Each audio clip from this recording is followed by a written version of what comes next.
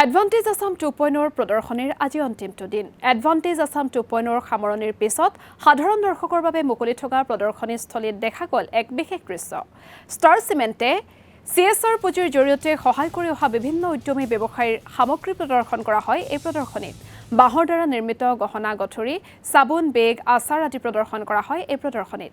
মূলতঃ 10,000 উদ্যমী ব্যৱসায়ীক CSR পুঁজিৰ জৰিয়তে সহায় কৰাৰ লক্ষ্যৰে আগবাঢ়ি আহিছে আগশাৰীৰ অন্যতম চিমেণ্ট কোম্পানী ষ্টাৰ চিমেণ্ট। মোৰ যে এণ্টাৰপ্ৰেনিয়ৰ আৰু স্কিল ডেভেলপমেণ্ট যেটো মই কাম কৰিছোঁ, যে মানুহবিলাক মোৰ এণ্টাৰপ্ৰেনিয়ৰশ্বিপ প্ৰগ্ৰামত যোগ দি যে তেওঁ ছাকচেছফুল হৈছে, তাৰ বাবে মই এইটো প্ৰদৰ্শনীত মই পাৰ্টিচিপেট কৰিছোঁ। তাৰ যে প্ৰডাক্ট আছে, তেওঁ নিজৰ প্ৰডাক্ট ইয়াত মই ডিছপ্লে কৰিছোঁ।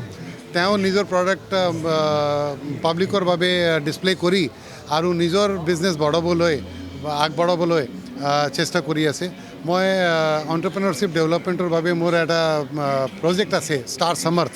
তাৰ পৰা মই আজিলৈকে প্ৰায় 300 এণ্টাৰপ্ৰেনিয়ৰ মই ক্ৰিয়েট কৰিব পাৰিছোঁ আৰু অহাকালে মই এইটো 300 নম্বৰ যেটো এণ্টাৰপ্ৰেনিয়ৰ্ছ আছে, এইটো মিনিমাম 10,000 এণ্টাৰপ্ৰেনিয়ৰ মই অসমত প্ৰিপেয়াৰ কৰিবলৈ প্ৰচেষ্টা চলাইছোঁ।